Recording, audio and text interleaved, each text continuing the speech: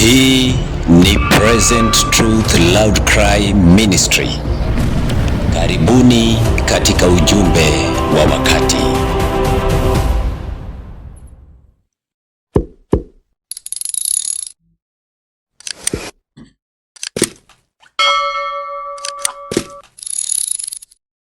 Karibuni sana wapendwa, jina la Mungu litukuzwe. Nachukua nafasi hii kumshukuru Mungu tena kwa kutujalia nafasi ya pili, siku ya pili mtawalia, ili kwamba tena tuweze kukutana katika studio zetu. Wale ambao mnafuatilia kwenye platform ya Present Truth Loud Cry TV, karibuni. Wale ambao mnafuatilia kwenye Biblia Nuru ya Dunia, karibuni vile vile. Tunawapenda kwa jina la Yesu. Ni mimi wenu mtumishi wa Mungu Pastor Frank Onyango.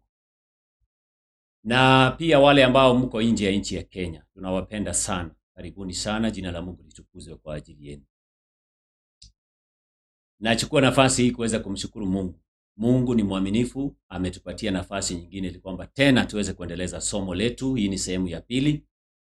Jana tumeweka msingi ya kwamba uungu wa Yesu umefunuliwa wala haipingiki.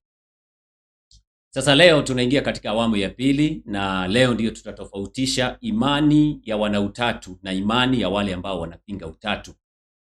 Na swala kuu ni hili: uungu wa Yesu na usawa wake na Mungu, je, umejengwa katika msingi upi?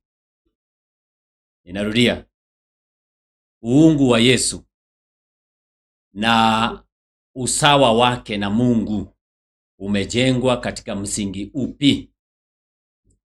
Ndiyo mada ya leo. Wale ambao wanaamini vitabu vya roho nabii tutasoma. Wale ambao hawaviamini, wateni tutasoma Biblia kwa wingi. Amani ya Bwana wetu Yesu Kristo iweze kuwa pamoja nanyi. Tunaomba. Baba wa mbinguni, tunakushukuru tena. Umetulinda mchana kutwa tangia jana tulipoanzisha sehemu ya kwanza. Hii ni sehemu ya pili. Umetujalia nafasi ya kukutana tena. Sisi ni watumishi wako tusiofaa. Tunanyenyekea miguuni pako Bwana. Kwanza tutakase. Nikumbushe maneno ambayo inanipasa kuzungumza kwa wakati huu. Tuma malaika zako wanikumbushe, wanivuvie roho wako. Ikiwezekana Bwana, hebu malaika watakatifu wazungumze kupitia kinywa changu. Wanaofuatilia wabarikiwe. Neema yako itufunike. Kupitia jina la Yesu tumeomba. Amina. Karibuni sana wapendwa. Kwa muda wa miaka nyingi tangia kuanguka kwa Lucifer, kumekuwa na mgogoro duniani. Mgogoro ulioko sio mgogoro unaohusu tu alama ya mnyama, hapana. Sio mgogoro tu ambao unahusu ukweli fulani, hapana. Ni mgogoro unaohusu Yesu ni nani. Na leo tunataka kuangalia the divine sonship, ama uwana wa kiungu wa Yesu kama msingi wa uungu wake na usawa wake na Baba. Na leo pia tutaangalia maandiko ama baadhi ya maandiko ambayo watu hawayasomi, na pia tutaangalia yale ambayo wanasoma watu kuyapotoa. Na pia tutaona Yesu amekuwa mwana wa Mungu tangu lini. Mimi nimejaliwa kuwa katika dini mbalimbali na nimejaliwa kuwa katika mafundisho mbalimbali kando na Uadventista wa Sabato. Hivyo niko na vitabu mbalimbali ambavyo ni vya dini. Mama yangu alinipa vingine, hata baba alinipa vingine. Kwa hivyo tangia utotoni mwangu nimesoma vitabu vingi, na nitaleta ushahidi tu ya jinsi ambavyo watu wanavyoamini. Fundisho la utatu limeleta tumbo joto. Wanautatu wanaamini kuna Mungu watatu, lakini hawa Mungu watatu sio watatu, ni mmoja. Wanafanya kazi chini ya mwavuli mmoja. Na wanafundisha ya kwamba Yesu ni Mungu kivyake na Baba ni Mungu kivyake. Kwa hivyo Mungu hawa wawili lazima waingie katika maelewano. Ni nani atakayekuwa Baba? Ni nani atakayekuwa Mwana? Wanapinga wana wa Yesu kwa Mungu kiuhalisia. Na wanadai ya kwamba wale wanaopinga utatu ndio wanaokataa uungu wa Yesu. Lakini leo nataka nionyeshe katika Biblia na maandishi ya roho nabii ya kwamba uungu wa Yesu umejengwa katika msingi wa uwana wake, the divine sonship of Jesus. Na tumeona katika Agano la Kale jana ya kwamba Mungu alimuita Musa. Sasa nitaanza nyuma, kabla ya Mungu kumwambia Musa habari za malaika ambaye anatumia jina lake ambaye ni Yesu. Si kwamba jina ni lake, lakini analitumia jina lake. The divine Son of God. Katika Agano la Kale aliitwa malaika wa uso wa Bwana, ambaye Mungu alisema ako na ruhusa na uwezo wa kusamehe dhambi na makosa, na pia ako na uwezo wa kutumia jina lake. Nataka tupige hatua leo. Kuna madai katika Agano Jipya na kuna madai vile vile katika Agano la Kale ambazo zinaashiria Yesu alijitambua kama nani. Na sio tu katika Agano la Kale na pia tu sio katika Agano Jipya, bali manabii vinywa vyao utaweza kuangalia walidai Yesu kuwa ni nani. Kumbuka mpendwa wa mtazamaji, wale ambao tunapinga utatu hatujakataa uungu wa Yesu, the divinity of Christ, wala hatupingi Yesu kuitwa Mungu. Na nitakuonyesha ni kwa nini Paulo amejenga hoja anapozungumza kuhusu wale ambao wamekataa kumkubali Mungu, muumba wa mbingu na ardhi. Amejenga hoja katika kitabu cha Warumi sura yake ni ya kwanza, ambayo tutaanza nayo, akisema ya kwamba wale wanaokataa Mungu hawana udhuru. Hawana udhuru kwa sababu mambo yote yanayomhusu Mungu yamefunuliwa katika mambo ya asili na yale ambayo Mungu aliumba. Nitajenga msingi katika maneno ya Paulo vile vile ninapojenga hoja yangu ya kuelezea Yohana 1:1. Kwa kawaida utawasikia wana utatu wakitoa hoja katika Yohana Injili sura ya kwanza aya yake ni ya kwanza, ambayo inasema hapo mwanzo kulikuweko neno. Nataka nianzie pale. Weka Yohana 1:1 mpaka 3 kwenye screen. Yohana 1:1 mpaka 3. Tunaanza kujenga mada yetu jioni ya leo. Chukua Biblia yako, na kama unanifuatilia vizuri, nataka pia uweze kuhakikisha ya kwamba kuna mahali ambapo unaandika ili kwamba hili jambo lisije likakupita. Maandiko yanasema katika Yohana 1:1.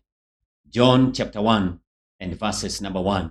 Tunasoma na tutakuwa na haraka katika kusoma kwetu ili kwamba kila mmoja aweze kuelewa tunasema kitu gani. Yohana 1 mstari wake ni wa kwanza. Maandiko yanasema, hapo mwanzo kulikuweko na neno, naye neno, naye namaanisha neno ni nafsi, naye neno alikuweko kwa Mungu.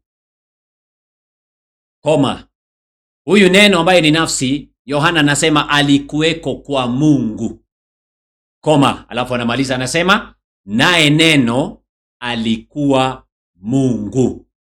Sasa neno alipokuwa kwa Mungu, neno alikuwa Mungu. Wacha nielezee. Sasa kwanza tuangalie, maana neno mwishowe yanafanyika mwili naye anakaa kwetu. Ukisoma aya yake ni ya 14. Maana andiko alijaishia pale, lakini mzigo wa fundisho langu litakuwa kutambua uungu wa Yesu umejengwa katika msingi upi. Aya 14 maandiko yanasema naye neno akafanyika mwili, akakaa kwetu, nasi tukauona utukufu wake. Huyo neno ambaye ni Yesu, utukufu kama wa mwana pekee atokaye kwa Baba, amejaa neema na kweli. Kumbe neno ni Yesu. Kwa hivyo hapo mwanzo alikuwepo Yesu, naye Yesu alikuwepo kwa Mungu, naye Yesu alikuwa Mungu. Sasa kipengele cha mwisho kinaleta tumbo joto. Kumbe Yesu alikuwa Mungu na hakuna anayepinga. Hakuna anayepinga. Hoja inakuja hivi, Yesu alikuwa Mungu kivipi? Alikuwa Mungu akiwa mwanawe ama alikuwa Mungu akiwa Mungu mwenzake? Ninarudia. Yesu alikuwa Mungu akiwa mwanawe ama alikuwa Mungu akiwa Mungu mwenzake? Tofauti mbili. Majibu ya kwanza, alikuwa Mungu akiwa mwanawe, ndio wale tunapinga utatu tunafundisha. Fundisho la pili ambalo linasema alikuwa Mungu akiwa Mungu mwenzake, ndilo wanafundisha wale ambao wanaitwa wana utatu. Wanasema ya kwamba walikuwa ni Mungu wawili wanaotoshana. Kuna mwingine ambaye ako pale kando. Ukiangalia picha hizi za Wakatoliki wamejaribu kuchora sana. Wanasema hapana, hawajakamatana kabisa. Kila moja ako kando kando, lakini kila moja ni Mungu kivyake, ila wanatumia mwavuli mmoja, wanafanya kazi chini ya mwavuli mmoja ambao unaitwa Mungu, lakini ni watatu pale, kila moja kivyake, nguvu zake, mamlaka yake, uwezo ni wake, lakini wakiwa pamoja wanatumia mwavuli mmoja ama jina ambalo liko chini ya mwavuli mmoja unaojulikana kama Mungu. Unapoangalia picha mfano picha ambazo zinatumika sana kwenye mitandao, ukiangalia zile ambazo zinatumika na wale ambao ni Wakatoliki, marafiki zetu. Baba yangu bado yuko pale, kwa hivyo siwezi kuwakejeli, pamoja na wazazi wengine ambao ni wa kwangu. Naona picha hizi ambazo tunaziona kwenye mitandao zinajaribu kuelezea asili ya pili ama jambo la pili ambalo linahusu kuelezea kwa utatu. Wamechora wakiwa watatu wameketi, na wakiwa wameketi kila mmoja ako na mamlaka yake. Ni yule ameshika msalaba, ni yule ambaye alijifanya ama akapewa title ya mwana sababu ya kuingia kwenye mchezo wa kuigiza ambao unaitwa mpango wa wokovu, na nitakuonyesha vile ambavyo wanazungumza. Kwa hivyo Yohana 1:1 sasa tunataka kuanza. Hapo mwanzo kulikuweko neno. Kumbuka Paulo katika Agano Jipya, kwa sababu malaika wa Mungu ambao tangia mwanzo, na tutasoma kitabu kimoja kinaitwa Patriarchs and Prophets, kitatusaidia sana watu wa Mungu. Nimekisoma kwa muda na kimenisaidia sana kuondoa mashaka mengi. Paulo anasema katika kitabu cha Warumi sura yake ni ya kwanza, tunapoangalia Yohana 1:1. Paulo anasema katika kitabu cha Romans ama Warumi sura yake ni ya kwanza. Tunaenda kwa utaratibu. Romans chapter 1, nataka nijenge mada pale. Romans chapter 1 and verses number yake ni 20 na ngapi? 20. Acha nianzie 19. Warumi 1:19, weka kwenye screen ili kwamba tuweze kusoma pamoja na wale ambao mnafuatilia. Sikiliza Paulo anasema hivi katika Warumi 1, nitaanzia mstari wake ni wa 19. Mpendwa, maneno ya Biblia ni yafuatayo: kwa kuwa mambo ya Mungu yanayojulikana yamekuwa dhahiri. Kuna watu wanapinga Mungu na uwepo wake. Sasa Paulo anasema kumbe mambo ya Mungu ambayo yamekuwa dhahiri ndani yao. Kwa maana Mungu, huyu Mungu, maandiko yanasema kwa maana Mungu amefanyeje? Anasema kwa maana Mungu aliwadhihirishia. Naona mstari wa 20, aliwadhihirishia watu kivipi? Kwa sababu mambo yake yasiyoonekana. Kuna mambo ambayo hayakuonekana tangia mwanzo. Hayo mambo ya Mungu yasiyoonekana tangu kuumbwa ulimwengu. Paulo anarudi huko kwa uumbaji. Inamaanisha lazima turejee katika kitabu cha Mwanzo ndio tuelewe mambo ya Mungu. Ninarudia, mambo yanayomhusu Mungu yamefunuliwa tangu uumbaji. Inamaanisha lazima turejee kwenye uumbaji ndio tuweze kuelewa Mungu. Kumbuka malaika hawakuwepo tangia milele. Malaika ni viumbe ambao wameumbwa na Yesu kwa uelekezo wa Mungu Baba, kama maandiko yanavyosema ni viumbe. Sasa katika aya ya 20 maandiko yanasema kwa sababu mambo yake yasiyoonekana tangu kuumbwa ulimwengu yanaonekana na kufahamika kwa kazi zake. Uumbaji. Mungu aliumba kutoka siku ya kwanza mpaka siku ya 6. Mimi nitakaa katika siku ya 6. Sababu kuna mambo ambayo Mungu anataka tujifundishe kuhusu yeye ama kumuhusu yeye mwenyewe, ambayo maandiko yanasema yamedhihirishwa katika hali ya uumbaji, yani kazi zake Mungu. Sasa anaendelea Paulo katika andiko hilo katika Warumi sura yake ni ya kwanza. Nataka tuende polepole ili kwamba wapendwa tuweze kuelewa ni kitu gani ambacho kinazungumziwa hapa. Anasema hivi, baada ya kuelezea kuhusu kazi za Mungu ambazo ziko wazi tangia uumbaji. Anasema yaani uweza wake wa milele na uungu wake hata wasiwe na udhuru. Kwa hivyo mambo yanayohusu uungu wa Mungu yameelezewa katika kazi zake, katika uumbaji wake. Ninarudia, mambo yanayohusu uungu tunataka kuangalia, maana leo tunaangalia uungu wa Yesu umejengwa wapi. Uungu, hayo mambo yanayohusu uungu yamefunuliwa katika kazi zake tangia uumbaji. Inamaanisha lazima turejee katika uumbaji, vile Mungu aliumba, tuangalie kama tunaweza kujifundisha jambo ambalo litatuelezea uungu, the divinity, the divine nature ya Mungu ilikuwa kuwa vipi. Na ndio naona katika kitabu cha Mwanzo sura yake ni ya kwanza, Mwanzo 1:26, baada ya Mungu kuumba kuanzia siku ya kwanza mpaka siku yake ni ya 6. Nataka usikilize vile Mungu alivyosema tunapojenga mada hii. Kitabu cha Mwanzo sura yake ni ya kwanza. Mwanzo sura yake ni ya kwanza, wapendwa. Genesis chapter 1 and verses number 26. Amina. Baada ya kujenga msingi huo, Mwanzo sura yake ni ya kwanza mstari wake ni 26. Maandiko yanasema Mungu akasema, na tumfanye mtu kwa mfano wetu, kwa sura yetu, wakawatawale samaki wa baharini na ndege wa angani na wanyama na nchi yote pia na kila chenye kutambaa kitambaacho juu ya nchi. Mungu akasema, na tumfanye mtu kwa mfano wetu na kwa sura yetu. Yaani uungu unataka kufunuliwa kwa kazi zake. Sasa tumfanye mtu kwa mfano wetu na kwa sura yetu. Mungu anaposema kwa mfano wetu na kwa sura yetu, lazima tuangalie huyu Mungu alikuwa anazungumza na nani. Ndio tuanze kuangalia uungu wa Baba, uungu wa Yesu umejengwa katika msingi gani? Sasa Mungu alikuwa anazungumza na yule ambaye ako na mfano wake na ako na sura yake. Wakorintho wa pili sura yake ni ya 4.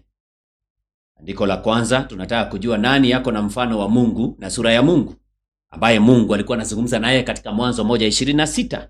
Nasoma kitabu cha Mwanzo, kitabu cha Wakorintho wa pili, 2 Corinthians chapter 4, sura yake ni ya 4 mstari wake ni wa 4. Inaanza Wakorintho wa pili 4:4, inasema ambao ndani yao Mungu wa dunia hii amepofusha fikira zao, wasioamini, isiwazukie nuru ya injili ya utukufu wake Kristo Yesu, aliye sura yake Mungu. Amina.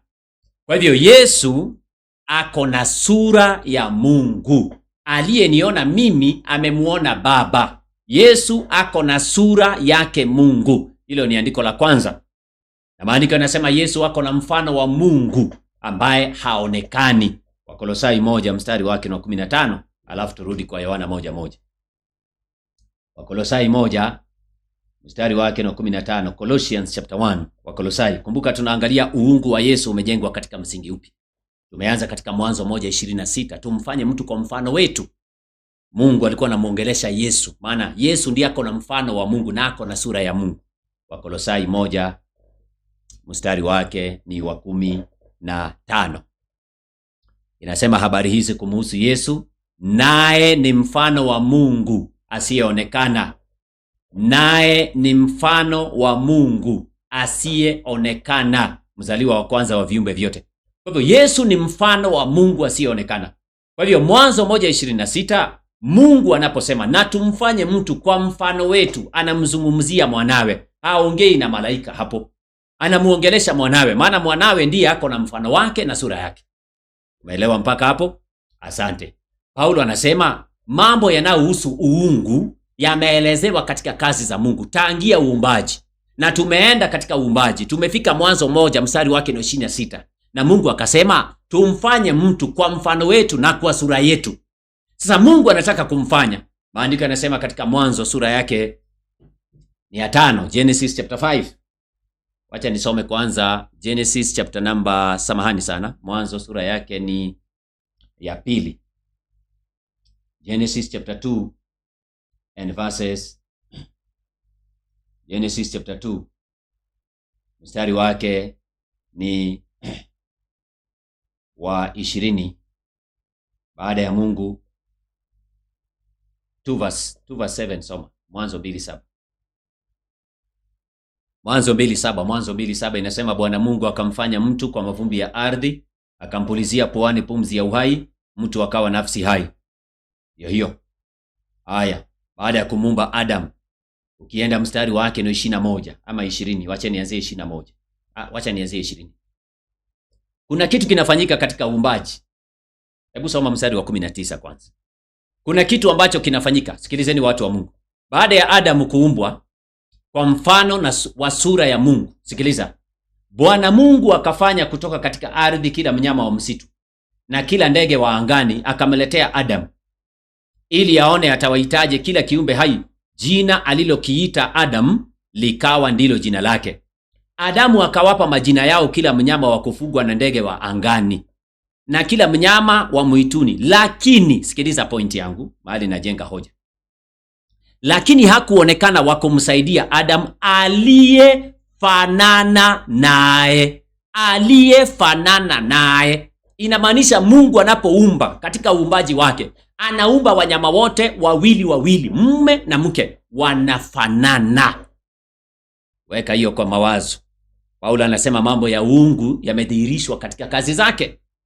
Kwa hiyo Adam hakuona katika viumbe vingine wanyama anayefanana naye. Kwa hivyo lazima Mungu amletee yule ambaye anafanana naye.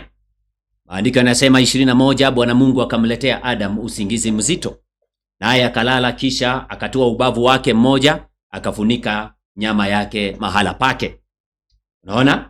Na ule ubavu waliutoa katika Adam, Bwana Mungu akaufanya mwanamke akamleta kwa Adam. Kwa hivyo amemleta yule anayefanana naye. Malaika wanaangalia, wanashangaa. Kumbuka malaika ni viumbe wameumbwa. Nitarudi mpaka mbinguni kidogo nikuonyeshe kwa nini Mungu anawaumba wawili wanyama. Kwa nini Mungu anamuumba mwanadamu kwa mfano wake? Kwa nini? Anataka malaika wajue jambo, maana malaika waliumbwa kabla ya Yesu. Yesu amekuwepo tangia zamani na Baba, lakini kuna kitu ambacho malaika hawakufahamu, na ni sharti Mungu awaeleze na waone. Na sasa malaika wanaangalia jinsi ambavyo Mungu anamuumba mwanadamu Adam, alafu tena anamuumba Hawa kutoka kwa ubavu wake kwa mfano wake, na wanafanana na yeye. Malaika wanashangaa, maana kuna lesson wanajifundisha. Wacha nikuonyeshe lesson ambayo wanajifundisha.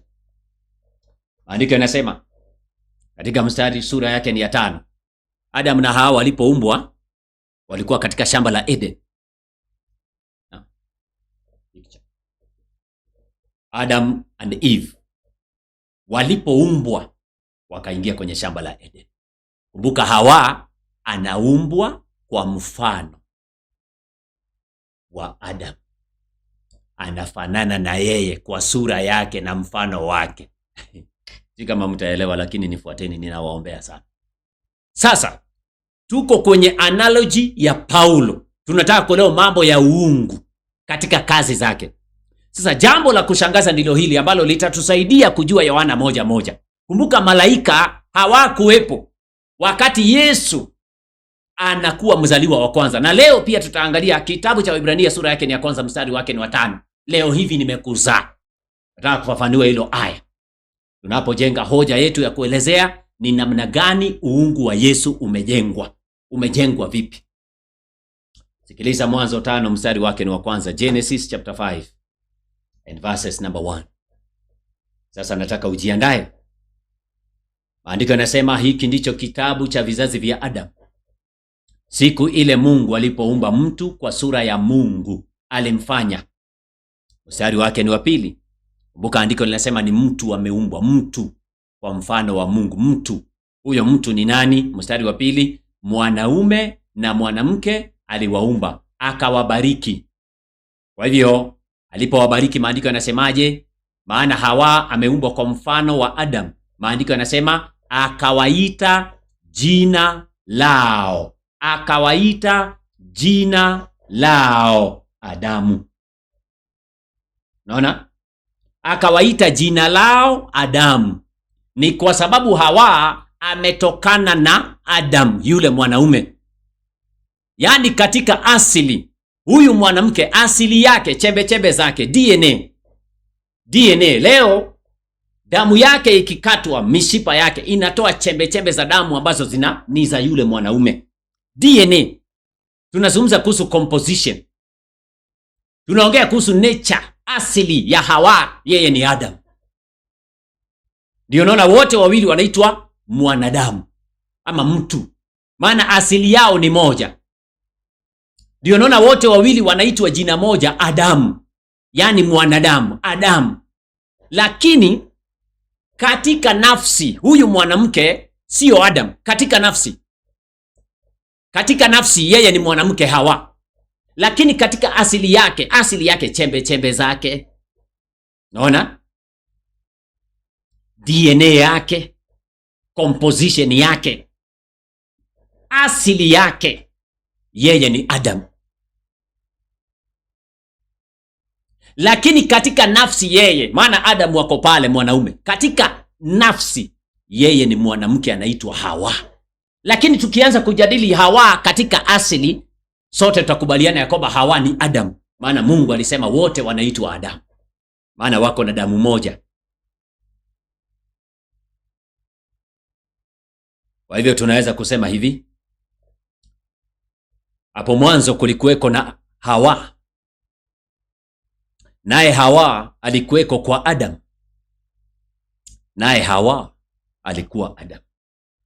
Ninarudia, tunaweza kusema hivyo na iko sawa. Hapo mwanzo alikuweko Hawa, yule mwanamke, naye Hawa ama Eve alikuweko kwa Adamu, naye Hawa alikuwa Adamu. Niwekee Yohana 1:1. Weka kwenye screen Hawa Adamu, weka kwenye screen Yohana 1:1. Hapo mwanzo kulikuweko neno. Mwanzo malaika hawakuwepo. Sasa wakati wa uumbaji wa Adamu na Hawa, malaika wapo, maana wanasoma lesson na wanakumbuka kumbe ndio uhusiano kati ya mwana wa Mungu na Mungu. Kumbe wote wawili jina lao Mungu. Kumbe asili ya Yesu ni Mungu, lakini katika nafsi ni mwanawe. Sasa wanajifunza. Alafu sasa turudi kule juu. Unaona Yohana 1:1 inasema hapo mwanzo kulikuweko neno ambaye ni Yesu, correct? Naye neno alikuwepo kwa Mungu, kama vile ambavyo Hawa alikuwepo kwa Adam. Naye Hawa alikuwa Adamu, kama vile ambavyo naye neno alikuwa Mungu. Sasa wana utatu wanachanganyikiwa hapa, ya kwamba neno aliyekuwa Mungu, wanasema neno aliyekuwa Mungu ni Mungu mwingine kivyake, Mungu wa pili wanayetoshana na huyu wa kwanza. Ni sawia na kusema Hawa naye ni mwanadamu mwingine aliyeumbwa wakiwa na Adam pamoja, wanatoshana. Naona? Na kama wanatoshana inamaanisha ya kwamba wote wako na uweza mmoja, wako na mamlaka moja. Nafikiri hapo ndio Mwalimu Ndasha alitoa fundisho na alikuwa sawa, ya kwamba wale wanaosema ya kwamba Hawa anatoshana na nani? Na Adam, na wanapinga Mwanzo 5:2 ya kwamba wote wanaitwa Adam, basi wanafaa pia wanapinga Yohana 1:1 ya kwamba Yesu alikuwa Mungu lakini hawatoshani tangia mwanzo. Katika asili yao kuna mmoja alitangulia. Unaona, Mwalimu Ndasha akasema, nafikiri watu hawakumuelewa vizuri, na naomba watu umuelewe, wachukulie hilo jambo vizuri. Kuna watu wengi hawakumuelewa Mwalimu Ndasha aliposema fundisho la utatu ni sawia na kutangaza ushoga. Kuna watu wengi hawakumuelewa. Sitaki kuingia hapo, lakini nataka kuletea analogy ndio uelewe ya kwamba ukisema Hawa anatoshana na Adam tangia mwanzo, tunapinga uungu. Kwa sababu kuna mmoja aliyetangulia na mwingine akatoka ndani ya mwingine. Sikiliza. Na malaika wakaonyeshwa, wakaelewa, wakasema kumbe haya ndiyo mambo Mungu alitaka tuelewe. Sasa tupige hatua, tuangalie uungu wa Yesu umejengwa wapi. Hapo mwanzo kulikuweko na neno, correct? Naye neno alikuweko kwa Mungu, correct? Naye neno alikuwa Mungu, correct? Ni kama kusema hapo mwanzo alikuweko Hawa. Naye Hawa alikuweko kwa Adam, correct? naye Hawa alikuwa Adamu. Hatuwezi kusema Adamu ni wawili, kama vile ambavyo hatuwezi kusema leo Mungu ni wawili, yaani Baba na Yesu ni Mungu wawili. Hatuwezi kusema, kama vile hatuwezi kusema Adam yule mwanaume na mwanamke, Adamu ni wawili. Hatuwezi. Mmoja ni mwanaume Adamu na mwingine ni mwanamke Hawa, lakini katika asili yao wao wanaitwa Adamu, maana asili yao wote wawili ni Adamu. Kama vile ambavyo mwana na baba yake, Yesu na Baba, katika asili yao wote wawili ni Mungu, lakini mmoja ni mwana na mwingine ni baba. Tupige hatua. Nataka tupige hatua, kama umeelewa hapo. Sijamaliza. Sasa tunataka kuingia katika Biblia. Je, uungu wa Yesu umejengwa wapi? Kwanza nisome Wafilipi 2, maandiko ambayo watu wanasoma. Philippians chapter 2. Mungu atubariki. Wafilipi sura yake ni ya 2. Philippians chapter 2 nitaanzia mstari wake ni wa 5. Philippians chapter 2 nitaanzia mstari wake ni wa 5. Philippians chapter 2. Wafilipi sura yake ni ya 2. Wafilipi sura yake ni ya 2. Tunaanza. Nataka nisome mstari wake ni wa 5, mstari wake ni wa 6. Ikiendelea nione mahali ambapo nitajengea hoja yangu. Paulo hajakosea. Tusome Wafilipi 2 mstari wake ni wa 5. Biblia inasema, iweni na nia hiyo hiyo ndani yenu, ambayo ilikuwemo pia ndani ya Kristo Yesu.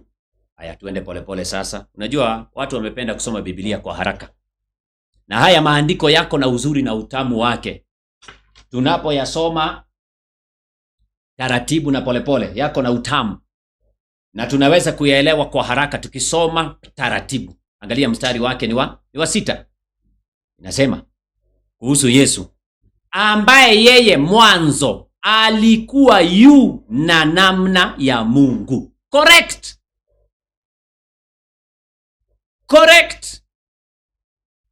Hawa mwanzo alikuwa yu na namna ya Adam. Sawa.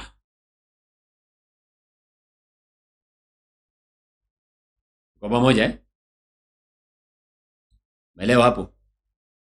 Hawa alikuwa yu na namna ya Adam hapo mwanzo. Correct. Yesu alikuwa yu na namna ya Mungu Baba. Correct. Hatuwezi kuondokea hiyo. Lakini alikuwa yu na namna ya Mungu akiwa mwanawe. Alikuwa na namna ya Mungu akiwa mwanawe, maana asili yake ilikuwa ni ya Mungu na alivikwa utukufu wote. Sijaingia kwenye roho nabii, nataka nikae kwa Biblia kidogo. Tuendelee na hilo andiko. Ambaye yeye mwanzo alikuwa yu na namna ya Mungu, tuendelee. Naye huyo Yesu hakuona kule kuwa sawa na Mungu kuwa ni kitu cha kushikamana nacho. Kwa hivyo Yesu akiwa mbinguni, akiwa na asili ya Mungu, alikuwa sawa na Mungu. Na ndiyo mada yetu leo. Je, usawa wa Yesu na Mungu umejengwa katika msingi gani? What is the foundation of their equality? What is the foundation? Msingi wa usawa wa Yesu kwa Mungu ni nini? Ukiondoa hiyo msingi, tumepotea wote. Na hiyo ndio kitu wanautatu wamefanya, wameondoa hiyo msingi. Sasa mwanzo Yesu huko mbinguni alikuwa yu na namna ya Mungu na alikuwa sawa na Mungu. Tutaelezwa hapa ni nani katangaza Yesu ni sawa na Mungu. Nani katangaza? Nitawasomea. Kabla ya dhambi kuwepo mbinguni, mwana wa Mungu alikuwepo. Na kabla sijaingia pale kwenye Patriarchs and Prophets page 36, nataka kwanza tuone ya kwamba Lucifer, shetani, alipinga mambo fulani mbinguni. Sasa kwanza tujenge hoja. Usawa wa Yesu na Mungu ama uungu wake huu umejengwa wapi? Tunaanza safari katika kitabu cha Yohana, John chapter 10 and verses number 30. John chapter 10 and verses number 30. Kuna madai Yesu alitoa alipokuwa duniani. Amina. John chapter 10. Yesu alisemaje? Hizi ndizo haya zinasumbua watu. Yohana sura yake ni ya 10. John chapter 10 and verses number 30 inasema, mimi na Baba tu umoja. Sasa hili andiko, kabla hatujaendelea, wana utatu wanasema Yesu ni Mungu kando na Mungu Baba ni Mungu kando. Wanajaribu kuleta hilo somo liwe hivyo, lakini hatutakuwa wenye haraka kusoma. Wacha Biblia itusaidie jamani. Yesu anaposema mimi na Baba tu umoja, umoja wao umejengwa katika msingi upi? Kwanza, anaposema mimi na Baba tu umoja, ni nini kinasababisha Yesu na Baba wawe umoja? Tunajibu swali la kwanza, ni nini kinafanya wawe umoja? Ya pili, tunataka kujibu umoja wao umejengwa katika msingi upi? Sikiliza Wayahudi hapo chini. Maandiko yanasema Yesu alipotamka mstari wa 30 na moja, basi Wayahudi wakaokota tena mawe ili wapate kumpiga. 32, Yesu akawajibu, kazi njema nyingi nimewaonyesha zitokazo kwa Baba. Kwa ajili ya kazi ipi katika hizo mnanipiga kwa mawe? Kumbuka Yesu amesemaje? Mimi na Baba tu umoja. Watu wakaokota mawe wanataka kumpiga. Nataka nikuonyeshe vile watu wanapoteza maandiko. Nataka tuende polepole. Angalia mstari wake na 33. Wayahudi wakamjibu, kwa ajili ya kazi njema hatukupigi kwa mawe, bali kwa kukufuru, na kwa sababu wewe uliye mwanadamu wajifanya mwenyewe u Mungu.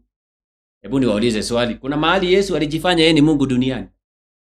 Ni wapi Yesu alijifanya yeye ni Mungu kwa hilo tamko la kusema mimi na Baba tu umoja? Mtu akisema mimi na Baba tu umoja amejifanya Mungu? Hapana. Hapana. Kumbuka hapo mwanzo kulikuweko neno, naye neno alikuwa kwa Mungu, naye neno alikuwa Mungu. Na tumeona ya kwamba alikuwa Mungu huko akiwa mwanawe. Sawa? Na ndio naona hapa katika Yohana 10 hawa wanasema wewe unajifanya Mungu. Sasa Yesu atuambie kule kusema kwao ya kwamba yeye anajifanya Mungu, walikuwa wanamaanisha nini kulingana na Yesu? Walikuwa wanamaanisha Yesu ni Mungu wa pili, ama walikuwa wanasema Yesu amesema jambo? Ni jambo gani Yesu alikuwa amesema? Anaposema mimi na Baba tu umoja, ni kitu gani Yesu alikuwa anamaanisha kabla ya Wayahudi hapa? Hapa katika mstari wake na 36 na 30 ngapi? 33. Ni nini Yesu alimaanisha anaposema mimi na Baba tu umoja? Ni nini alikuwa amemaanisha? Ndio akasema unakufuru. Kwanza Yesu alikuwa amemaanisha nini? Mstari wa 36 inasema, je, yeye ambaye Baba alimtakasa akamtuma ulimwenguni, ninyi mnamwambia unakufuru kwa sababu nalisema mimi ni mwana wa Mungu. Kwa hivyo Yesu anajua ya kwamba anaposema mimi na Baba tu umoja, ametangaza yeye ni mwanawe. Kwa hivyo Yesu akiwa mwana wa Mungu anajua umoja wao uko hapo. The equality of Christ to the Father is founded on the sonship. Sasa kwa kuwa mwana wa Mungu ako na asili ya Mungu, Wayahudi wakasema unajifanya Mungu, maana umesema wewe ni mwanawe. Unaona? Yaani unaposema Yesu anaposema yeye ni mwanawe ni sawia na kusema yeye ni Mungu, maana asili mwana wa Mungu ako na asili ya Mungu. Kama vile Hawa ako na asili ya Adam. Kama tunaelewana mpaka hapo. Kwa hivyo msingi ambao unatuletea Yesu anatuletea ya kutambua uungu wake na usawa wake na Mungu Baba umejengwa katika foundation moja, the divine sonship. Wana wake wa kiungu, the divine sonship. Sasa tujenge imada. Yesu anaposema mimi na Baba tu umoja, hebu nikuonyeshe kitu pale. Alimaanisha nini tena? Yohana 17. Yohana 17, umoja wao unaletwa na nini? John chapter 17 and verses number 22. John 17, Yohana 17:22. Maandiko yanasemaje? Nami utukufu ule ulionipa. Kamata point. Yesu anasema amepewa utukufu na Baba. Na anasema utukufu ule ulionipa. nimewapa wao. Umeona? Ili wawe na umoja kama sisi tulivyo umoja. Mimi na Baba tu umoja, maana Baba amenipatia utukufu wake. Sasa tunataka kuuliza, hii utukufu alipewa lini? Akiwa duniani ama uko mbinguni? Uko alipewa utukufu lini? Tukitambua ni lini amepewa utukufu, hii kesi tunamaliza. Maana kutoka wakati anapewa utukufu, usawa unaanzia hapo. Ninarudia, tukiweza kuonyesha Yesu anapewa utukufu lini, tutajua ni wapi usawa wa Yesu unaanzia, na jinsi ambavyo Yesu na Baba wako katika umoja kwa sababu ya utukufu huo, ndivyo na sisi tunatakiwa tuwe na umoja, maana tumepewa utukufu huo. Na tunapozungumza kuhusu utukufu, tunazungumza kuhusu Roho wa Mungu. Naongea kuhusu Roho wa Mungu. Utukufu ni Roho wa Mungu ama nguvu za Mungu, uweza wa Mungu. Wacha nisiseme mimi. Napozungumza kuhusu utukufu, the glory, tunaongea kuhusu the power of God ama the spirit of God. Wacha nikupatie maandiko itusaidie kabla tujasoma roho unabii, maana kuna watu wengi watatufuatilia. Hatusome tu roho unabii kwa haraka. Wacha tujenge mada zetu katika Biblia. Tunaposema, Biblia inaposema Yesu anasema utukufu ule, huu utukufu amepewa lini? Hebu kwanza tuende John 17 hapo juu verses number 5. Kwa hivyo tukubalianeni ya kwamba umoja ambao Yesu anao pamoja na Mungu Baba ni kwa sababu ya utukufu aliopewa. Tuko pamoja? Na tumeona ya kwamba Wayahudi wanasema wewe unajifanya Mungu, na Yesu anasema nimetangaza mimi ni mwana wa Mungu. Inamaanisha unapotangaza wewe ni mwanawe, unatangaza uko na asili moja pamoja naye, maanake unatangaza DNA yako ni yake, unatangaza wewe ni Mungu katika asili. Wakaokota mawe kumpiga. Mwana wa Mungu ni Mungu katika asili. Wana utatu wanasema ni Mungu wawili tofauti, wanaondoa uwana wake. Tunataka kupanda mbinguni, lakini kwanza Yesu atusaidie. Utukufu huu alipewa lini? Alafu tutumie maandiko kuonyesha utukufu ni Roho wa Mungu. Kuna wakati Mungu anampa mwanawe roho. Duniani anampa si kwa kipimo, anapochukua mwili wa kibinadamu. Lakini kule katika umilele kuna wakati anamuita kushiriki roho wake. Nitakuonyesha sasa. Some Yohana 17 mstari wake ni wangapi? Ni 5. John chapter 17 verse 5 inasema, na sasa Baba, unitukuze mimi pamoja nawe kwa utukufu ule niliokuwa nao pamoja nawe kabla ya ulimwengu kuweko. Kwa hivyo Baba alimshirikisha mwanawe utukufu, alimshirikisha mwanawe roho. Utukufu ni roho. Haya, tuende kwa maandiko. Tuende kwa maandiko sasa. Nasoma kitabu cha kwanza. Nataka kushikanisha maandiko itakayotuonyesha kwamba utukufu ni roho, the Holy Spirit of God. Amen. Nasoma kitabu cha kwanza ambacho ni kitabu cha John. Tusome kwanza kitabu cha nimeona maandiko mengi tu, wacha niangalie. Raised by the glory of the Father. Okay, kwa njia ya utukufu wake. First Peter, Petero wa kwanza. First Peter. Wacha nisome Petero wa kwanza. Nataka nikuonyeshe. Kuna andiko moja hapa ambacho kiko kwa kitabu cha Petero. Amen. Romans chapter 6. Ilikuwa kidogo na nitoka, lakini Mungu atukuzwe. Warumi 6 mstari wake ni wa 4. Weka kwa screen King James na unaweka Kiswahili. Tusome. Inasema, basi tulizikwa pamoja naye na kwa njia ya ubatizo katika mauti yake. Tusome pamoja. Kusudi kama Kristo alivyofufuka katika wafu. Alivyofufuka katika wafu kwa njia ya utukufu wa Baba, vivyo hivyo na sisi tuenende katika upya uzima. Kiingereza nasema Christ was raised up from the dead by, ndio Kiswahili kimeboronga by the glory of the Father.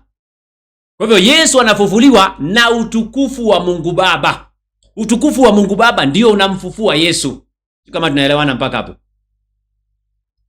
Sasa hii utukufu wa Mungu Baba ambayo inamfufua Yesu ni nini? Maana nataka kutumia Biblia. Hayo ni maandiko nimetoa katika Biblia. Amefufuliwa kwa utukufu. Tunataka kuangalia utukufu ni nini? Maana Yesu anasema amepewa utukufu, ndio sababu wako katika umoja. Na anasema utukufu ule alikuwa na yeye pamoja tangia mwanzo. Sasa utukufu huu wa Mungu Baba ambao umemfufua Yesu ni nini? Katika Warumi 6, amefufuliwa by the glory, by, kwa utukufu wa Baba. Utukufu wa Baba umetumika kumfufua Yesu. Tumia andiko lingine litusaidie.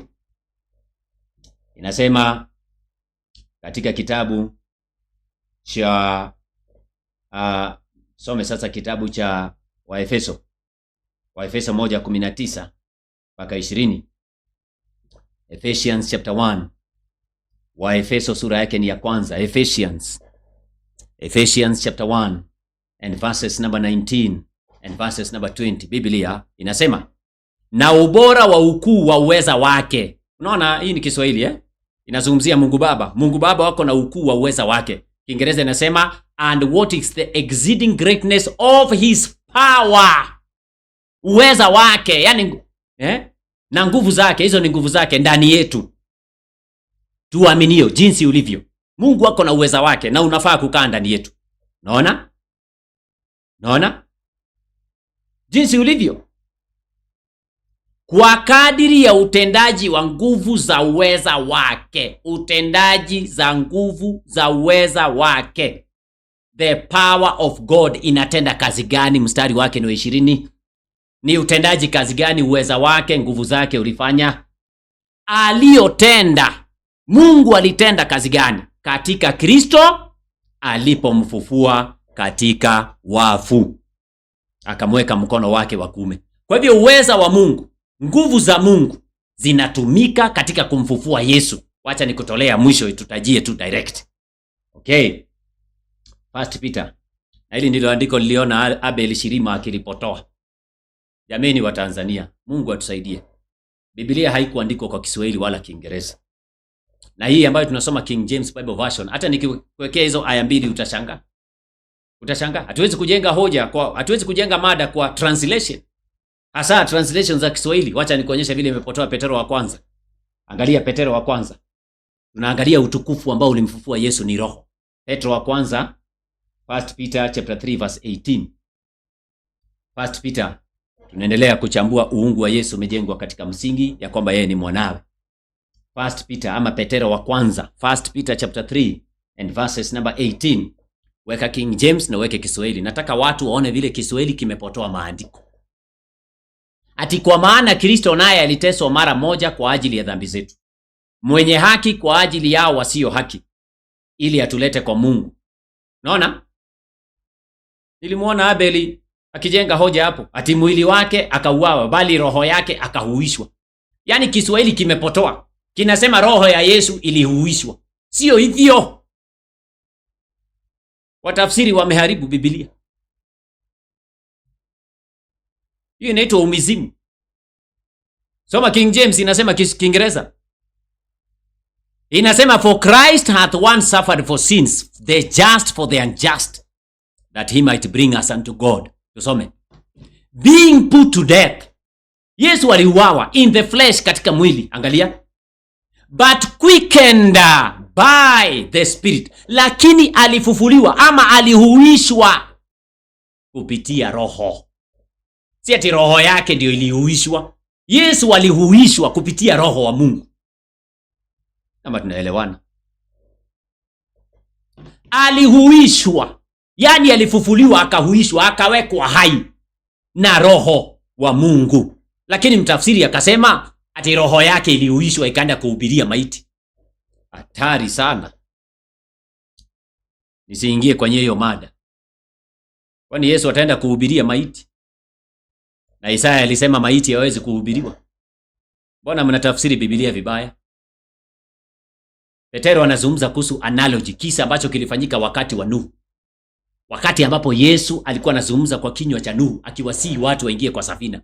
analeta mambo hayo akisema mfano mambo hayo ni ubatizo kwa leo. Tukubali wokovu leo. Tusikue kama wale. Si kwamba Yesu alipokufa aliteremka katika hali ya roho akaenda kuhubiria maiti huko chini.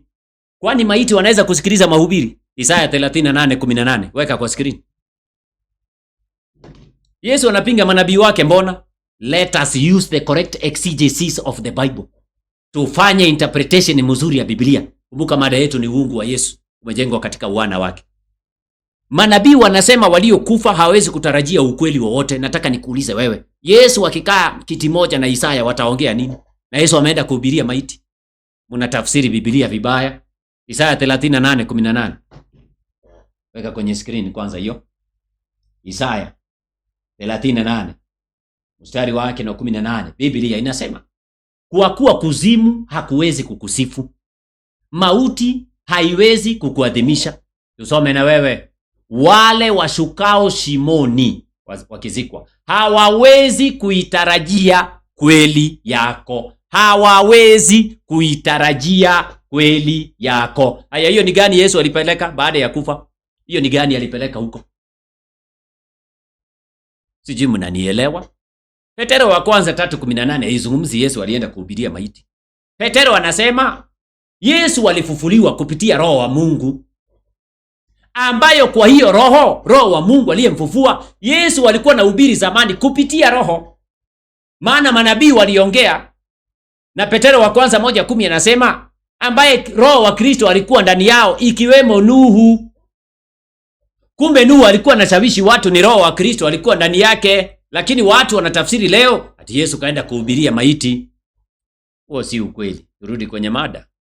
Uungu wa Yesu umejengwa katika msingi ya kwamba yeye ni mwanawe. Sasa nataka tuanze mbinguni. Tumeona ya kwamba Baba na Mwana. Baba alimpa mwanawe utukufu, yani alimshirikisha roho. Alimshirikisha ili wawe na umoja. Na hili ndilo jambo ambalo lilimfanya shetani akafukuzwa mbinguni. Maana shetani alileta shida. Sikiliza, ilimbidi Mungu aulize malaika, ni nani miongoni mwenu leo hivi naweza kukaa na yeye nyinyi malaika nimwambie leo hivi nimekuzaa wewe ni mwanangu. Sasa watu hujenga hoja ati Yesu ni mwana wa Mungu kwa kuambiwa. Hiyo ni Waebrania 1:5. Wacha tuisome kwenye context. Hebrews chapter 1. Tunasoma verse 5 na tunasoma verse 6. Weka kwa screen. Alafu turudi juu mbinguni. Waebrania sura yake ni ya kwanza. Hebrews chapter 1 and verses number 5 and verses number 6. Huwezi kujenga hoja hapo ati Yesu ni mwana wa Mungu kwa kuambiwa. Hiyo ni hoja dhaifu. Let us read contextually. Tusomeni katika muktadha. Kumbuka shetani na malaika zake wako hapo tayari, wameasi, wameleta rebellion. Sasa inabidi Mungu ajitokeze mbele za umati, na nitakusomea Patriarchs and Prophets chapter 36. Utaona. Nasoma kitabu, nimesema kitabu gani? Nasoma kitabu cha Waebrania. Hebrews chapter number 1. Hebrews chapter number 1. Nasoma mstari wake ni wa 5. Inasema maneno yafuatayo. Hebrews chapter 1 and verses number 5. Kwa maana alimwambia malaika yupi wakati wowote, ndiwe mwanangu, mimi leo nimekuzaa. Underline the word leo, today. Alafu tukuje tujenge hoja hapo. Today, leo Nasikianga watu wakisema Mungu kuna siku alimwambia Yesu leo nimekuzaa.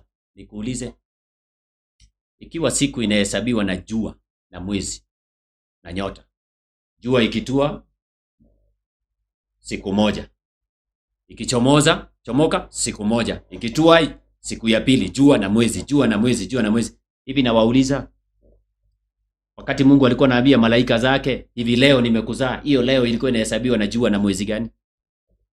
Ilijulikanaje ni leo na jua na mwezi haziko mbinguni? Sijui kama watu wanatuelewa. How is it counted a day if a day is counted by the sun and the moon? Niseme kwa Kiswahili kwa sababu ya Watanzania.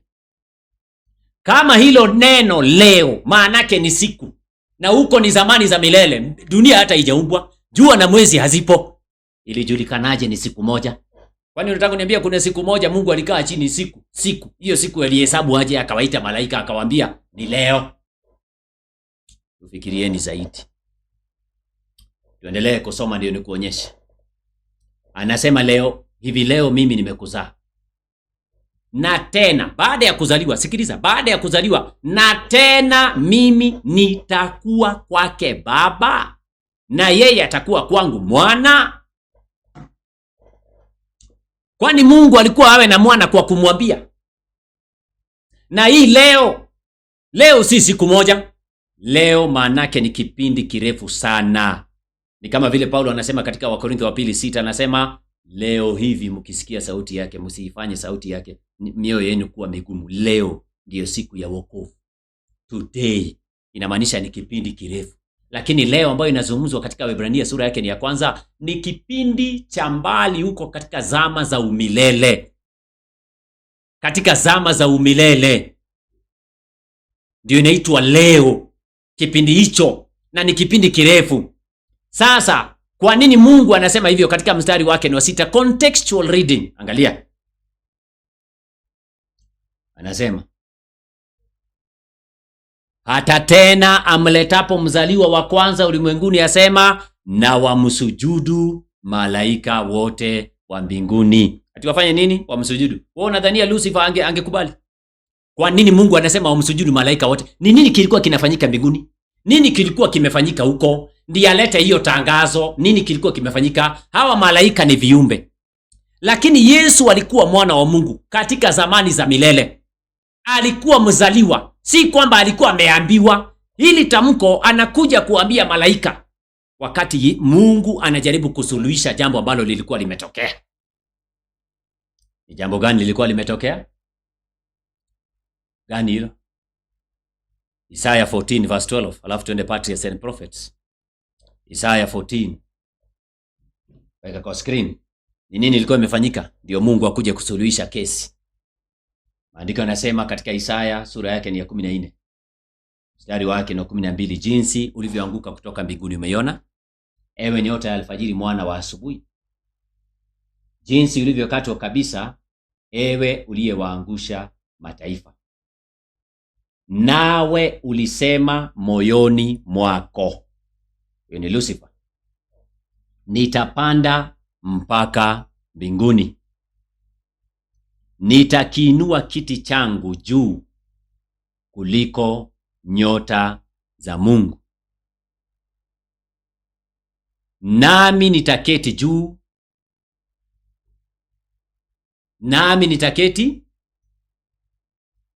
ya mlima wa mkutano wa Bwana katika pande za mwisho za kaskazini.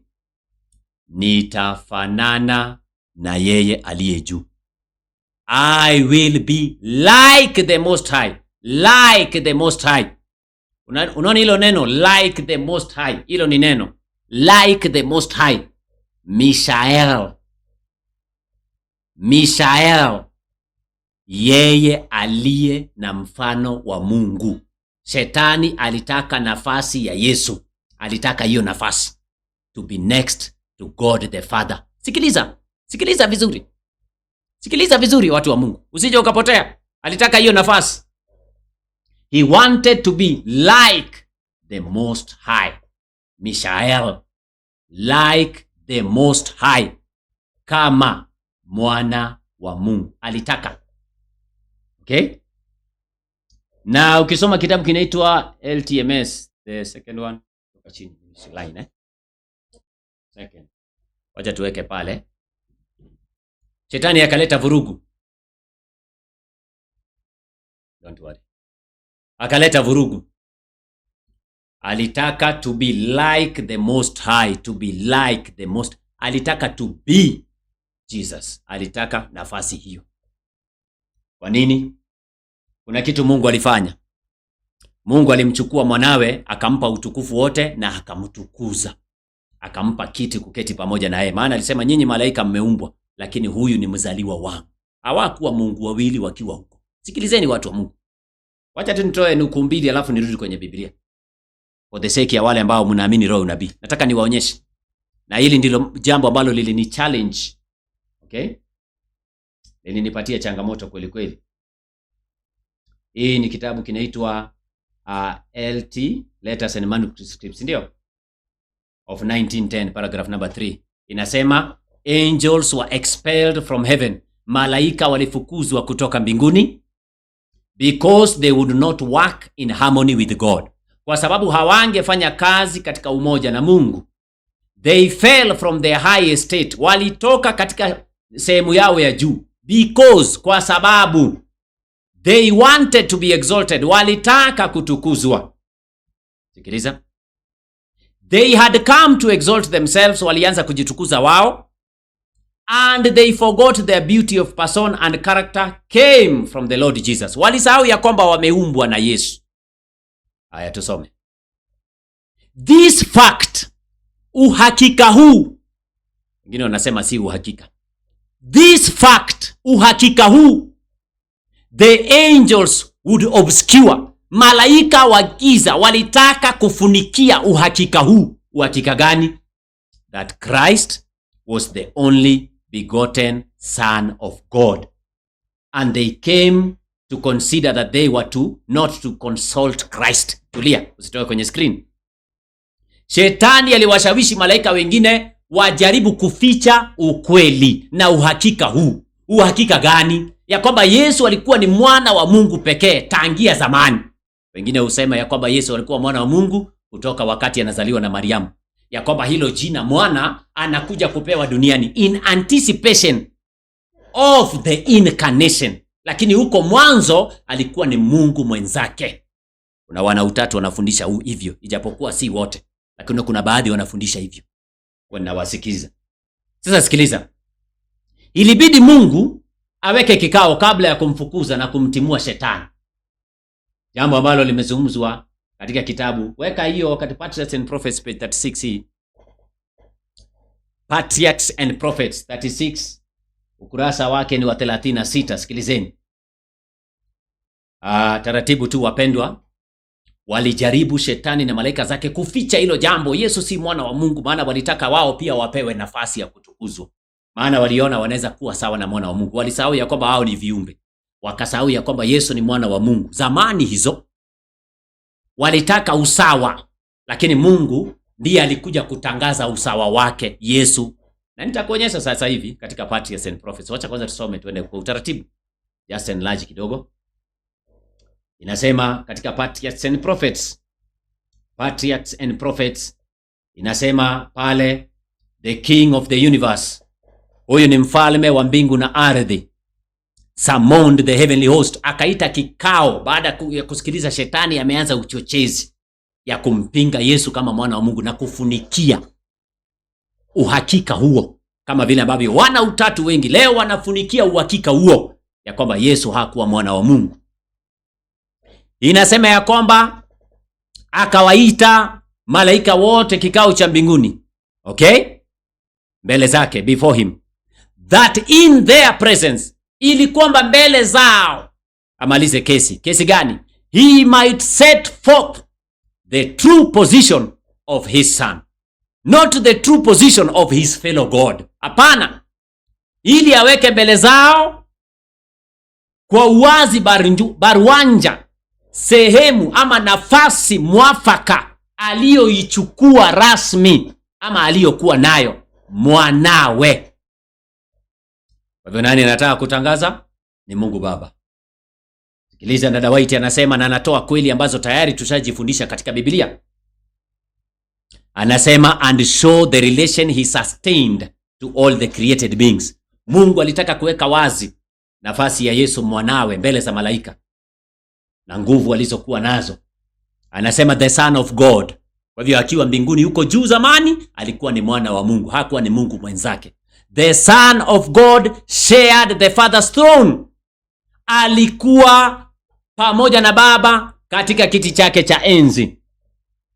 Tusome mahali ambapo pananifurahisha sasa. And the glory, utukufu ambaye ni roho, tumeona, of the eternal self-existent one encircled both. Walizungukwa na utukufu moja. Maanake Baba alimtukuza mwanawe na utukufu wake, akamleta katika ushirikiano na yeye, akampatia kitu ambacho kilimshtua Lucifer, kitu ambacho kilimkasirisha Lucifer. ilibidi Mungu Baba atangaze ni yupi miongoni mwenyu nyinyi malaika hivi leo anaweza kusema nilimwambia ya kwamba yeye atakuwa mwanangu na mimi nitakuwa baba yake. Mjue ya kwamba huyu ni mwanangu na ako na asili yangu, ako na uungu, ametoka katika chembe chembe zangu. Na Yesu atatuambia alitoka wapi sasa hivi. Anaendelea katika nukuu. Anasema, one about the throne, katika kiti chake cha enzi, gathered the holy angels, a vast innumerable throng, malaika walikuwa wengi, 10,000, elfu kumi mara elfu kumi, and thousands of thousands. Anasoma Ufunuo 5:11. The most exalted angels as ministers and subjects, malaika wale ambao wamtumikia Mungu walijikusanya, rejoicing in the light that fell upon them from the presence of the deity. Unaona? Yaani Baba na Mwana waliketi pamoja na walizungukwa na Roho katika utukufu wa Baba. Baba, Mwana, Roho aliwazingira. Utukufu ambao uliwazingira the deity, uungu. Before the assembled inhabitants. Tunasoma sasa, sikiliza usikose point. Mbele za malaika wote waliojikusanya mbele za Baba of heaven, the king declared. Sikiliza point. Baba akatangaza rasmi. The king declared that none, ya kwamba hakuna mwingine yeyote isipokuwa Yesu, but Christ, the only begotten of God. Dhambi haijaingia bado. Lucifer hajaasi, lakini Mungu anatangaza he is the only begotten of God. Lucifer hajaasi, bado hajaasi, dhambi haijaingia, lakini Baba ametangaza he is the only begotten of God. Kinyume cha jinsi ambavyo wanautatu wanasema ya kwamba Yesu alitangazwa the begotten of God baada ya dhambi kuingia, ili kwamba wachukue nafasi zao katika mchezo wa kuigiza. Lakini Patriarchs and Prophets chapter 34 mpaka 36 inatuonyesha ya kwamba Baba anatangaza wakati mnunguniko umeanza. Lucifer hajaasi, anawaita wote ili kwamba aweze kuzuia jambo ambalo linaweza kutokea, na anasema Yesu ni mzaliwa wangu wa kwanza, the only begotten of God. Kwa hiyo tunaonyesha wazi na tunatangaza wazi katika roho nabii ya kwamba Yesu amekuwa mzaliwa wa Baba hata kabla dhambi haijaingia, hata kabla ya Lucifer kuasi. Tunaendelea kusoma nukuu, rudisha kwenye screen. Your point shika kwa haraka, alafu ndio nirudi kwa Biblia. The king declared that none but Christ, the only begotten, could fully enter into his purposes. And to him, huyo ni Yesu, ya kwamba mzaliwa wa kwanza huyu Yesu ndiye pekee angeingia katika mashauri yote ya Baba. Naona? Na kwake yeye peke yake it was committed to execute, alipewa mamlaka na uwezo wa kutekeleza the mighty counsels of his will, the Son of God, mwana wa Mungu. Sikiliza, mwana wa Mungu alikuwa ametekeleza mapenzi ya Baba katika uumbaji. Kumbe alipokuwa naumba alikuwa mwana wa Mungu, malaika hawakuwepo, kumbe ni mwana wa Mungu alikuwa naumba. Wengine wanasema ni Mungu mwenzake. Ati jina hilo mwana wa Mungu amekuja kupewa duniani ati kwa sababu walikuwa wanajiandaa kwa ajili ya ukombozi, wakakaa chini, wakaingia katika mchezo wa kuigiza, wakasema wewe Mungu mwenzangu utaitwa Mungu Baba, na mimi maana ni Mungu mwenzako wacha niitwe Mungu Mwana. Tuchukue majina ya mchezo wa kuigiza, role playing. Kama tunaelewana, wamepinga roho nabii. Wayahudi wakasema unajifanya Mungu. Yesu akasema mimi ni mwana wa Mungu, chembe chembe zangu ni zake. Wakaokota mawe kumpiga. The divinity of Jesus, uungu wa Yesu umejengwa katika msingi ya kwamba yeye ni mwanawe. Chembe chembe za mwana wa Mungu ndizo zake Mungu. Sio kama tunaelewana mpaka hapo? Tunaelewana? Tuendelee. Sasa shetani akainuka. Shetani alipoinuka, inabidi Mungu atangaze. Rudi Waebrania sura yake ni ya kwanza, mstari wake ni wa 6. Yesu anaumba akiwa mwana wa Mungu. Tumesoma katika leo nabii, dhambi haijaingia. Lucifer hajaumbwa, malaika hawajaumbwa. Sikiliza, anaitwa the divine son of God. Kwanza ungesoma hiyo ya 3, Wesley, samahani kwanza. Ningependa tu kwa sababu ya wale ambao wanafuatilia, soma hiyo ya kwanza from down. Well. Okay? Lucifer alipopinga wana wa Yesu kwa Mungu, na hata leo anapinga. Umesikia watu wengi wakifundisha kwamba huko mbinguni alikuwa anaitwa Neno, maana yake alikuwa Mungu mwingine. Ndio unaona wanasoma Yohana 1:1, naye Neno alikuwa Mungu. Akiwa huko alikuwa ni Mungu mwenzake. They are building a doctrine on wrong premises. Wanajenga fundisho katika misingi ya uongo. Angalia roho ya nabii. Angalia ni roho nabii, nimeweka kitabu kinaitwaje pale kwenye screen. Angalia pole pole pale kwenye screen. Nataka tuweze kuangalia fundisho hili tunapoendelea na sehemu ya pili. The divinity of Christ, the divine son. Amen. The divine son of God. Nasoma katika kitabu kinaitwaje? Kinaitwa MS, Manuscript and Letters of 1910, Agosti 21, paragraph yake ni 30. Manuscripts and Letters inasema, well, sawa, Lucifer, he was striving, alikuwa anang'ang'ana sana. He had glory in the heavenly courts. Alikuwa na utukufu mwingi. Alikuwa ni mti wa mafuta. Kwa nini alikuwa na utukufu? Alikuwa mti wa mafuta na alikuwa na ng'aa. Alikuwa mbeba roho kulingana na Ezekieli 28. Maandiko yanasema wewe ulikuwa kerubi afunikae mwenye kutiwa mafuta. Ndio unaona dada White anasema in the heavenly courts, katika mbingu ya Mungu alikuwa na utukufu mwingi. Sikiliza, but he was striving for Christ's place. Alitaka nafasi ya Mungu, nafasi ya Yesu next to God, kando na Baba. Baada ya Mungu Baba, Lucifer alitaka nafasi ya pili. Next, he wanted to be God. Kwa hivyo kwanza alitaka kumuondoa Yesu awe hapo, alafu baadaye amuondoe Mungu awe katika sehemu ya kwanza. But he could not obtain that. Hangeweza.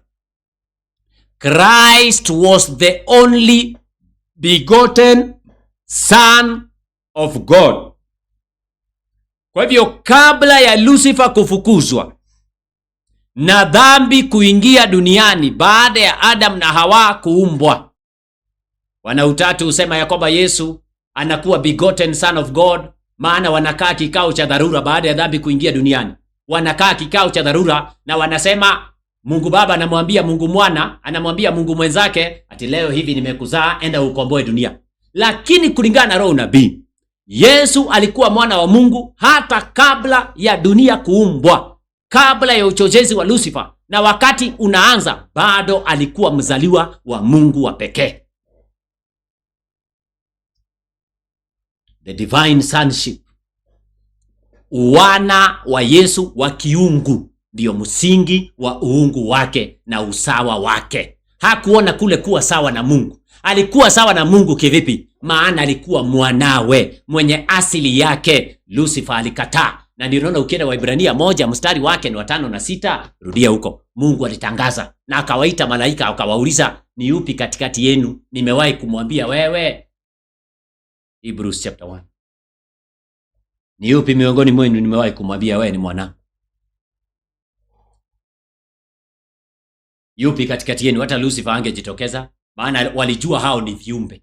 Lakini Yesu alikuwa ni mzaliwa wa Baba. Nitakuonyesha Yesu, atatuambia sasa hivi ametoka wapi. Usikuwe na haraka. Yeye mwenyewe atatuambia. Hata usiniamini mimi, wacha Yesu atatuambia alitoka wapi. Katika zamani hizo za umilele ndiye apewe utukufu. Atatuambia.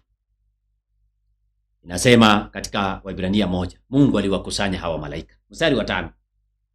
Inasema kwa maana alimwambia malaika yupi wakati wote, ndiwe mwanangu, mimi leo nimekuzaa. Na neno hili leo maana yake umilele, sio siku moja. Yaani kile ambacho Mungu anajaribu kuuliza malaika pale, ni yupi katikati yenu katika umilele huu amewahi kusikia kwamba yeye alizaliwa hivyo? which of you angels have ever heard in this eternity that he was begotten? Wacha niweke vizuri. Mungu anauliza malaika hivi, akiwemo Lucifer, miongoni mwenu ni malaika yupi katika umilele huu leo maana yake umilele, ni yupi miongoni mwenu katika umilele huu anaweza kusema ya kwamba alizaliwa kama vile ambavyo alizaliwa Yesu? Yuko wapi? Kimya. Unaona, Lucifer alitaka kufunika hilo jambo, hakika hiyo ya kwamba Yesu alikuwa mzaliwa. Maana kama wangekubali ya kwamba Yesu alikuwa mzaliwa wa Mungu, basi ni lazima angeachana na azima yake ya kutaka nafasi ya Yesu. Maana Yesu alikuwa na asili moja na Baba. Alikuwa na haki zote za kuitwa Mungu. Maana alikuwa mwanawe, katika asili alikuwa Mungu. Na Lucifer katika asili yeye ni malaika, hakuwa na chembe chembe za uungu. Sio kama tunaelewana mpaka hapo. Bwana atukuzwe. Sasa mstari wake ni wa 6 inasema hivi, hata tena amletapo mzaliwa wa kwanza ulimwenguni, asema, Mungu akaita malaika akawaambia pamoja na Lucifer, na wamsujudu malaika wote wa Mungu. Lucifer hakukubali. Ndio naona wakati Yesu anajaribiwa katika jangwa, Lucifer anakuja na jambo hilo hilo. Sasa nataka niwaonyeshe ya kwamba uungu wa Yesu umejengwa katika msingi ya kwamba yeye ni mwanawe, na Lucifer anajua. Wana utatu ndio hawajui. Wana utatu ndio hawajui. Wakati Yesu anajaribiwa jangwani, katika kitabu cha Luka sura yake ni ya 4, jaribu la kwanza. Sikiliza, nataka nikuonyeshe kitu. Nakusomea nukuu 3 za dada White. Nataka nikuonyeshe ya kwamba the divinity of Jesus, uungu wa Yesu, uweze kutenganisha na uwana wake, kwa maana hiyo ndiyo msingi, na dada White ametufundisha hivyo. Shetani alipoingia jangwani wakati Yesu alikuwa njaa, alianza kumjaribu, na dada White ameandika mambo ya kushangaza sana. Umeona jaribu la kwanza, Luka sura yake ni ya 4, ama Mathayo sura yake ni ya 4. Luke chapter number 4. Mungu atukuzwe. Luka sura yake ni ya 4. Inasema mstari wake ni wa 2 na 3. Maandiko yanasema akijaribiwa na Ibilisi, na siku hizo alikuwa hali kitu, hata zilipotimia aliona njaa. Mstari wa 3 tusome, na jenga hoja yangu. Ibilisi akamwambia, ukiwa ndiwe mwana wa Mungu, ukiwa. Kumbuka Yesu ashabatizwa na sauti imetoka mbinguni, huyu ndiye mwanangu mpendwa wangu anayenipendeza, msikieni yeye. Kama vile ambavyo nilikuwa na yeye tangu mwanzo, nilimpa utukufu wangu. Sasa msikieni yeye. Sasa Lucifer anamwambia ukiwa. Anajaribu kuweka mashaka katika wana wa Yesu kwa Mungu. Anataka Yesu awe na mashaka hayo. Kwa nini unateseka hapa na wewe ni Mungu mwenzake? Mbona anakutesa na wewe ni Mungu mwenzake? Na kama uko shua wewe ni mwana wa Mungu, basi badilisha haya mawe yawe mkate, ndio tujue wewe ni mwanawe. Yaani uko na asili yake. Badilisha, kama uko na asili yake badilisha. Maana wewe ni mwanawe. Si unasema wewe ni mwanawe? Yaani wewe unadai kuwa wewe una asili yake. Mimi na baba tu umoja. Mimi ni mwanawe, uko na asili yake. Haya badilisha. Maana kama wewe ni mwanawe, hata kuacha uteseke. Shetani alijua ya kwamba the divinity of Christ imejengwa katika wana wake. The sonship, the divine son. Sikiliza dada White. Sikilizeni dada White katika kuelezea. Nataka tuwe na utaratibu. Good. Wapendwa sikilizeni. Unaposoma maandishi ya dada White, anasema katika fundisho hilo ama katika swala ambalo Lucifer anamuuliza. Wacha tuanze kusoma aya kama 3 hivi ambazo zitatuambia yale ambayo Lucifer alikuwa anajaribu kumshawishi Yesu akose kuelewa ministry line. Sikilizeni wapendwa. Ukisoma, let me choose Ni gani tunaweka Weka hiyo ya kwanza.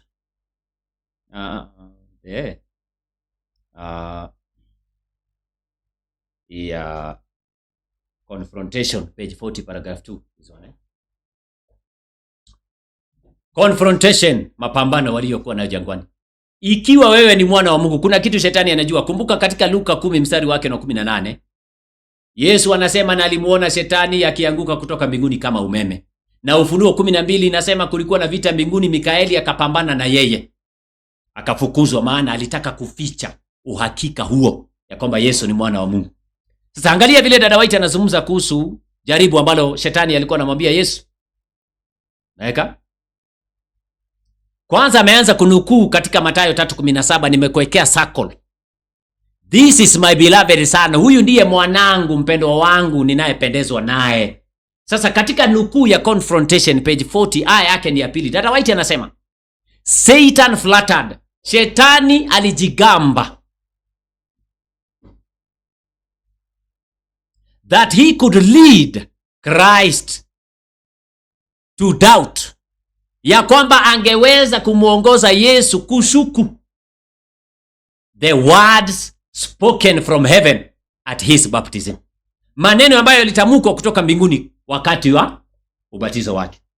If he could tempt him, kama shetani angemjaribu Yesu kushuku hayo maneno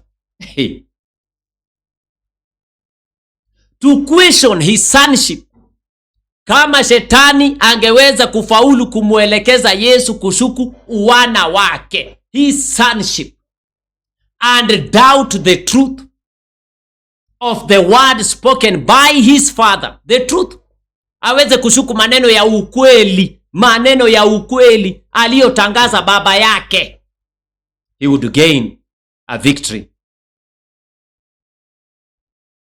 Kwa hivyo maneno aliyotamka baba wa mbinguni ni ya kweli.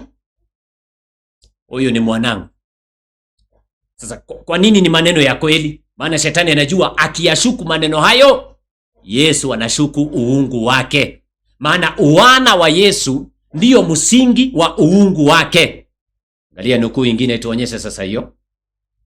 Angalia kitabu ambacho, na anatoa nukuu hizi katika mfano wakati Martha, Yesu anakuja kumfufua Lazaro, the Savior's words. Katika Yohana sura yake ni ya 11, anamuuliza Martha, unaamini maneno yangu? Unaniamini ya kwamba mimi ndiyo ufufuo na uzima? Martha anajibu, ninaamini. Hiyo ni Yohana sura yake ni ya 11. Na ninaamini ya kwamba atafufuka siku ya mwisho. Ila hali Yesu alikuwa anataka aamini ya kwamba yeye ndiyo ufufuo, anaweza kumfufua wakati huu. Wapendwa sikilizeni, natoa nukuu ambayo itatusaidia kuelewa uungu wa Yesu umejengwa wapi. Kitabu kinaitwa From Heaven with Love, HLV, ukurasa wa 355, aya yake ni ya kwanza. Inasema, to the Savior's words, kwa maneno ya Yesu kwa Martha, believest thou? Je, waamini? Martha responded, Martha alijibu kwa hayo maneno, yeah Lord, ndiyo Bwana, I believe that thou art Christ the Son of God. Ninaamini ya kwamba wewe ndiwe Kristo mwana wa Mungu. Sasa Martha alipoamini ya kwamba Yesu Kristo ni mwana wa Mungu, ni nini ambacho alikuwa anakiri? I believe that thou art Christ the Son of God, which should come into the world. Should come. Mwana wa Mungu ambaye atakuja duniani. Kwa hivyo kabla ya kuja bado alikuwa mwana wa Mungu. Kabla ya kuja bado alikuwa mwana wa Mungu. Maana Martha anasema, ninaamini wewe ni mwana wa Mungu ambaye atakuja duniani, na tayari amefika. Inamaanisha alikuwa mwana wa Mungu tangia milele. Dada White anamaliza. Nataka nikueleze sasa, angalia ukweli kwa kusema ya kwamba yeye ni mwana wa Mungu. Alikuwa anakiri nini? She confessed. Alikuwa amekiri her faith, imani yake in his divinity. alikuwa amekiri imani yake katika uungu wa Yesu kwa kutamka na kuamini ya kwamba yeye Yesu ni mwanawe. Usitoke kwenye screen.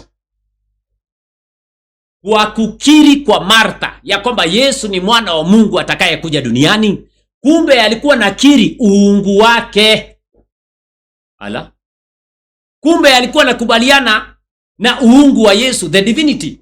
Kwa hivyo sisi ambao tunapinga utatu, hatujakataa na uungu wa Yesu, tunakubali maana Yesu ni mwanawe. Wana utatu wanapinga Yesu si mwana wa Mungu tangia milele, wao ndio wanapinga uungu wa Yesu.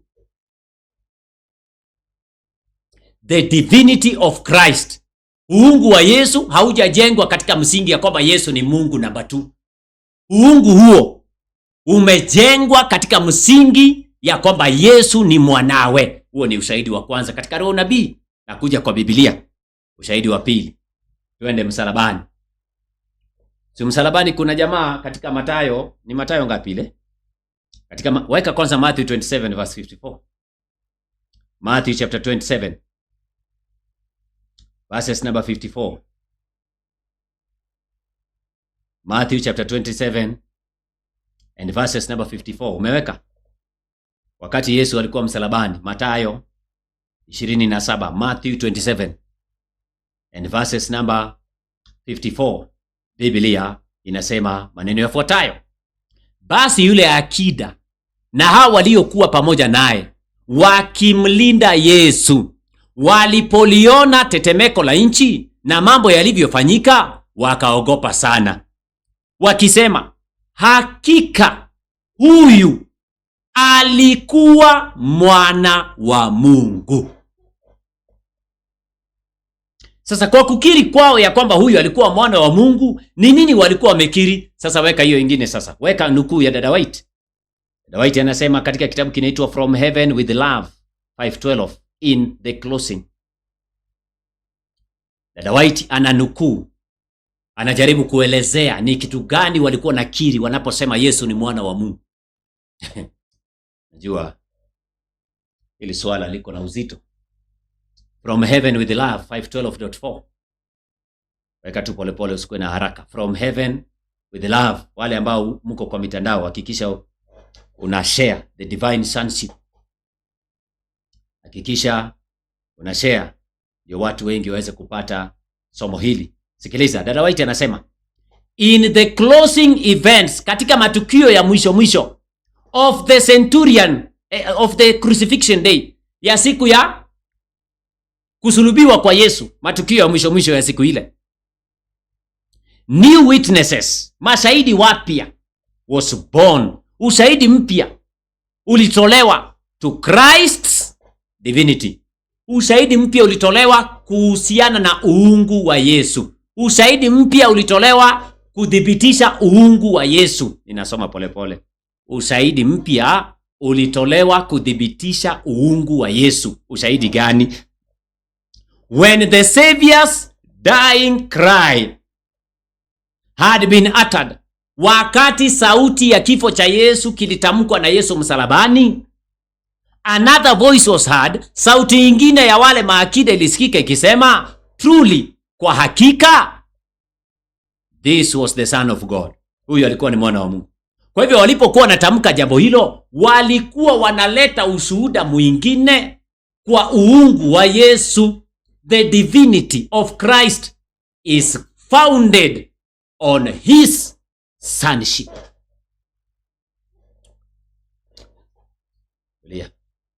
Sikilizeni watu wa Mungu. Natoa ushahidi wa tatu ndio turudi kwa Biblia. Uungu wa Yesu umejengwa katika msingi ya kwamba yeye ni mwanawe. Nataka nirudi mbinguni. Sikiliza. Shetani alitaka kufunika na kuondoa jambo hilo ya kwamba Yesu si mwana wa Mungu, kama vile leo anavyofanya. Na ninaona Biblical Research Institute ya SDA walikaa chini wakasema, hapana, hii utatu tunaikubali kifua. Wacha tufundishe washiriki wetu. Waliingia kwenye mchezo wa kuigiza ya kwamba Yesu si, na nitakusomea kabisa vile wanaandika, nitakusomea sasa hivi. Sikiliza, nitakusomea sasa hivi. BRI. Uungu wa Yesu umejengwa wapi? In his divine sonship. Wana wake. Shahidi mwingine iko pale chini. Nataka uangalie vizuri watu wapendwa, usije ukapotea. Naendelea na ushahidi. Naendelea pale. Anasema katika kitabu kingine Desire of Ages 5:36 paragraph number 2. Yesu ameenda kumfufua Lazaro. Katika Yohana 11 mstari wake ni 40. Akasema Lazaro toka nje. Sungeka kwanza hiyo verse. Pole tu tusikue na haraka. Weka pale nikuonyeshe kitu kingine. The spirit of prophecy is very beautiful. Very very beautiful. Soma Yohana sura yake ni ngapi nimesema? John chapter number 11 and verses number 41. Soma 40 kwanza, 40 na 41. Weka. John chapter 11 verse 40. Yesu akamwambia, mimi sikukwambia ya kwamba ukiamini utauona utukufu wa Mungu? Basi wakaliondoa lile jiwe. Yesu akainua macho yake juu akasema, Baba, na kushukuru kwa kuwa umenisikia. Nami najua ya kuwa wewe wanisikia siku zote, lakini kwa ajili ya mkutano huu wanaohudhuria na alisema haya ili wapate kusadiki ya kwamba ndiwe uliyenituma. Naye akisha kusema hayo akalia kwa sauti kuu, Lazaro, njoo huku. Sikiliza dada White anavyosema. Sasa weka nukuu yetu, Desire of Ages 5:36 paragraph number 2. Desire of Ages 5:36 aya yake ni ya pili, enlarged. Amen. Inasema he cried with a loud voice. Yesu alilia kwa sauti kuu, Lazaro toka nje, come forth. His voice, sauti yake clear and penetrating, ilipenyeza, pierces the ear, ndani ya masikio ya wafu ama mfu. As he speaks, alipozungumza, divinity flashes through humanity. Uungu ukamulika ndani ya mwanadamu. In his face, katika sura yake, which is lighted up by the glory of God, uliowaka kutokana na utukufu wa Mungu. The people see the assurance of his power. Watu wakaona uhakika wa nguvu zake. Every eye is fastened on the entrance of the cave. Kila macho ukaelekezwa katika kaburi. Every ear is bent to catch the slightest sound. Kila sikio ukawa tayari kusikiliza kila sauti ambayo itatoka kwenye kaburi. With intense and painful interest. All wait for the test of Christ's divinity. Wote wanasubiri kipimo cha uungu wa Yesu. Wote wanasubiri kipimo cha uungu wa Yesu aje. The evidence, wanasubiri uhakika na evidence that is, wanasubiri evidence ya uungu wake ambayo inafaa, that is to substantiate, ambayo inafaa kuonyesha his claim, madai yake to be the son of God. The divinity of Jesus is founded on the claim of his sonship. Uungu wa Yesu umejengwa katika msingi ya kwamba yeye ni mwanawe tangia zamani. Kwa hivyo wale wanaosema ya kwamba wanaposomea Wafilipi 2 mstari wake ni 5, iweni na nia hiyo hiyo ambayo pia ilikuwa ndani ya Kristo Yesu, ambaye hapo mwanzo alikuwa yuna namna ya Mungu. Akiwa nani? Akiwa Mungu mwenzake ama akiwa mwanawe? Mnaona mnapotea. Huwezi kutenganisha wana wa Mungu na uungu wake na usawa wake. Sikiliza, watu wamefanya hivyo. Nataka nikuonyeshe vile ambavyo BRI, Biblical Research Institute, hapa ndio tunamalizia. Nataka uangalie mpendwa. Angalia vile Wasabato wanafundisha leo. Tuanze na wao. Wanasema the word son must be used metaphorically. Inafaa kutumika kwa mfano tu. Ikiashiria mbele huko wakati atazaliwa huko. Nao ni wasomi wakubwa. Kwa hivyo mbinguni hakuwa mwana. Wanaungana na Lucifer kuondoa wana wa Mungu na kusema ya kwamba Jesus is divine because he is God number 2. Ni Mungu wa pili katika uungu. Hawaweke msingi ambao Petro aligundua ya kwamba wewe ni mwana wa Mungu. Yesu akasema, damu na mwili havikufunulia hivi, bali Baba yangu aliye mbinguni. Sikiliza wanavyosema Biblical Research Institute. Mengine tutaeleza katika part 3, tutakuja kesho ama tutakuja. Sikilizeni watu wa Mungu. Nataka watu wafuatilie. Na si lazima iwe kesho. Nataka msikilize watu wa Mungu. Biblical Research Institute wanafundishaje kuhusiana na wana wa Yesu, the sonship. Na nataka uweze kuona haya mambo kwa ukamilifu, ya kwamba Mungu anavyotuzungumzia ni mambo ambayo anataka tuweze kuelewa. Shetani alitaka kufunika the sonship of Jesus. Hakutaka jambo hilo liweze kujulikana. Hakutaka jambo hilo liweze kueleweka. Hakutaka kabisa. Sasa hapa ukisoma katika Biblical Research Institute, na kuwekea hizi ndio tunasoma tunamaliza Biblical Research Institute wanasema hivi katika BRI, weka hizo, naweka ya kwanza tunasoma tu katikati alafu tunamaliza. Ministry line, Biblical Research Institute, anza na hiyo ya chini kabisa. Okay, anza na hiyo ya juu.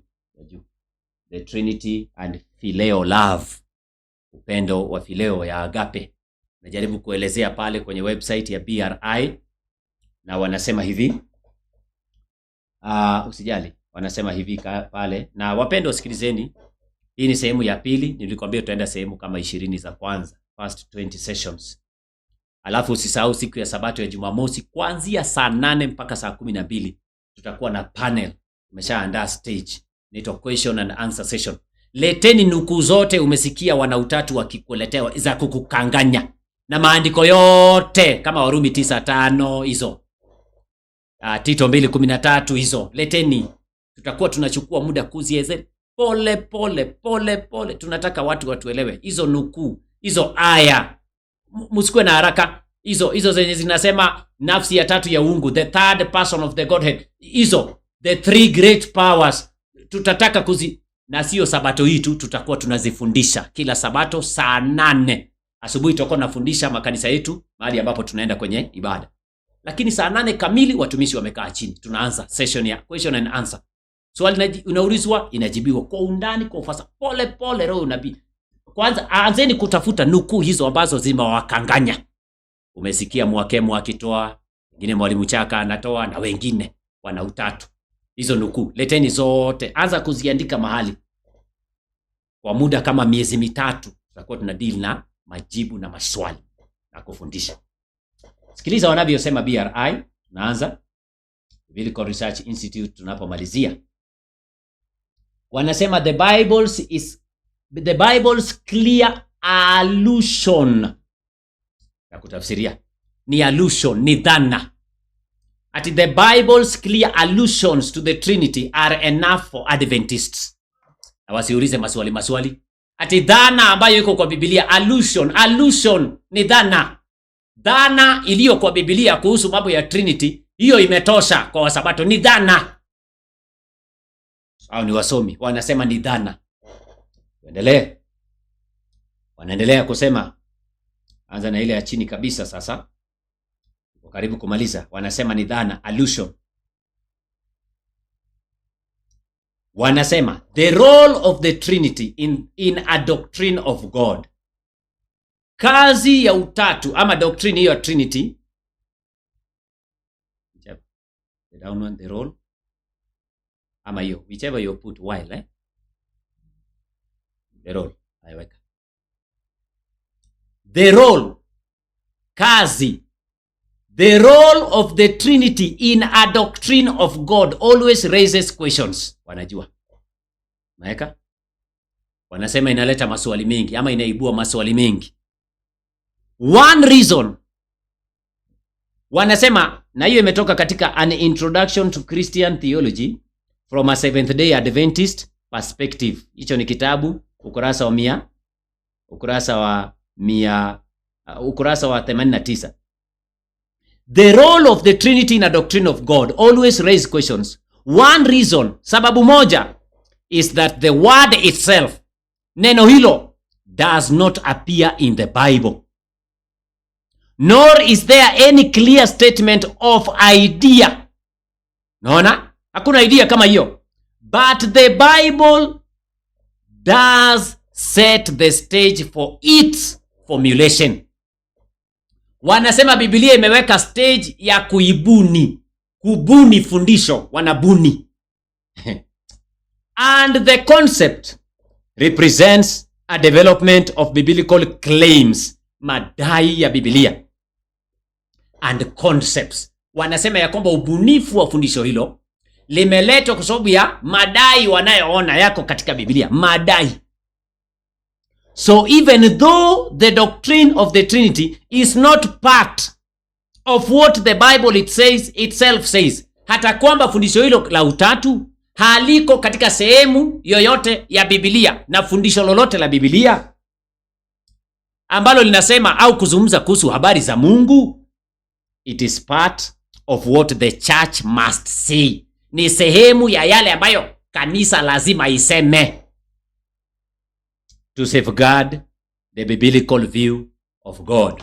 Wow. Na hiyo ya mwisho sasa, hiyo fupi tunamalizia hapo.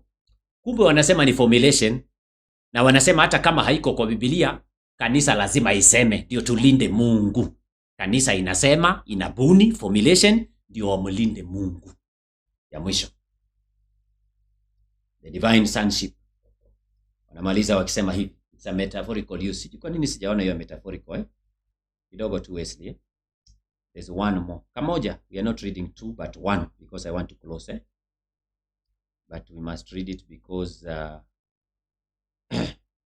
ndio ilikuwa inaonyesha vizuri. Acha nione metaphorical. Hizo zingine tutazungumza wakati mwingine, wakati ambapo tutakuwa na nafasi. Metaphorical use, wacha niangalie kwa haraka. Sikiliza, hii ni BRI, Biblical Research Institute. Biblical Research Institute. Amen. Sasa nataka tusome hii. Wanasema hivi katika kitabu kimoja kinaitwa Amen, ndio hii. Hii ndio tutamalizia nayo. Hii ni BRI. Nilipoisoma na mimi niliweza kushtuka kidogo. Na hapa ndio tutamalizia. Alafu tutapatana kwenye sehemu yake ni ya tatu. The third part. Na ili ni sehemu ambalo sijui ni kwa nini watu wanasema hivi. Ndio hii. Amen. Nimepata. Weka tu Wesley. These are the last. Ni fupi tu. Three lines. Hii inaitwa Biblical Research Institute. Nimeweza kuzitoa ministry line. Nimeweza kuzitoa kwenye website. Pale chini wanasema katika zimefika I'm reading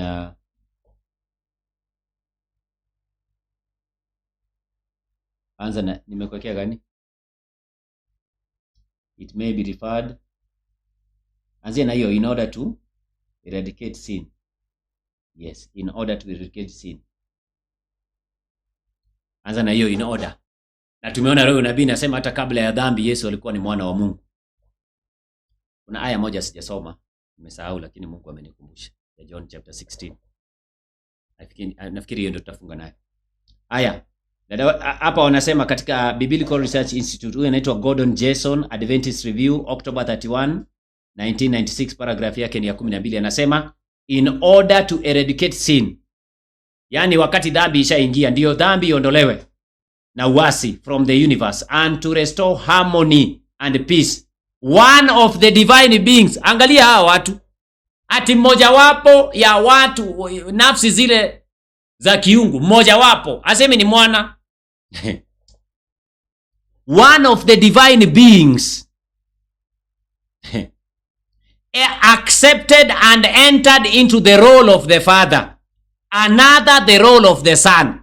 Yani wanasema walikaa chini wakaanza mchezo wa karubandika baada ya dhambi.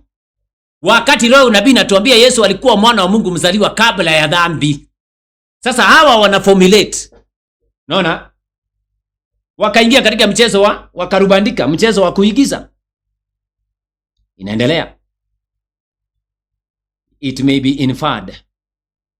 Hapo ndio tunamalizia. Anasema, na unaweza pata hiyo katika Adventist Biblical Research anasema it may be inferred, inaweza sasa kueleweka ya kwamba kutoka kwa Biblia, that when the Godhead laid out the plan of salvation at some point in eternity, at some point they also took certain positions or roles to carry out the provisions of the plan. Wakasema sasa waingie kwenye mchezo. Mungu wa kwanza aitwe Baba, na wakasikilizana. Mungu wa pili aitwe Mwana. Kwa hivyo kwa kweli si mwana, lakini waingie katika role playing, mchezo wa kuigiza. Shetani akiwa mbinguni alidai ya kwamba atafunika jambo hilo lisiwahi kusomwa tena na lisiwahi kufundishwa. This fact the fallen angels would obscure. Jambo hilo la uhakika malaika walioasi walitaka kufunikia ya kwamba Yesu alikuwa mwana wa Mungu halisi. Sijui kama wewe unaungana na shetani kufunikia jambo hilo hata leo, ama unaungana na Mungu kusema ya kwamba huyu ni mwanangu mpendo wangu. Sijui kama wewe unaungana na watu ambao wanatangaza ya kwamba utatu unafundisha ya kwamba kuna Mungu watatu wanaotoshana, lakini wanaingia katika mchezo wa karubandika baada ya dhambi, wakati Biblia na Roho nabii inafundisha ya kwamba Yesu alikuwa mwana wa Mungu hata kabla ya dhambi, ya kwamba Yesu aliingia katika vikao vya Mungu hata kabla ya dhambi. Lucifer akaanza kunong'oneka. Roho nabii imetuonyesha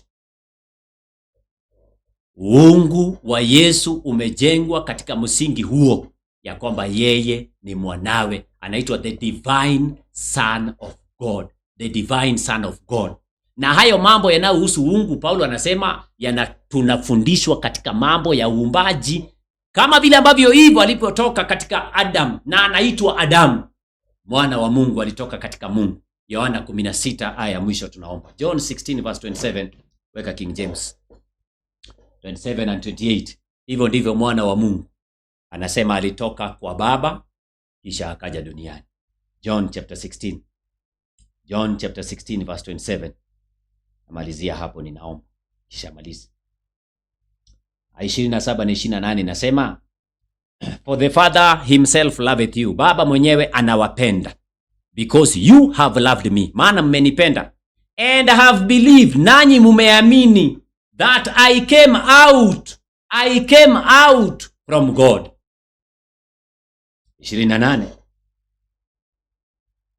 I came forth from the Father. Inaitwa the law of begatting. Sheria ya uzazi. Begat. And Adam begat. Mzazi anapomzaa mwana anamzaa katika asili yake. Lakini uzazi wa Mungu si kama wa mwanadamu, ni katika zamani za umilele. Ndio unaona malaika walifundishwa na Adam na Hawa.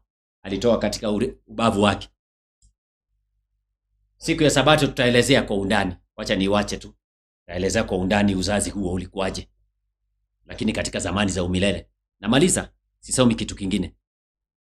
Yesu anasema, I came forth from the Father and now I'm come into the world. Mambo mangapi hayo? Mawili. I came forth from the Father, hiyo ni step ya kwanza. Step ya pili ni gani? And I am come into the world.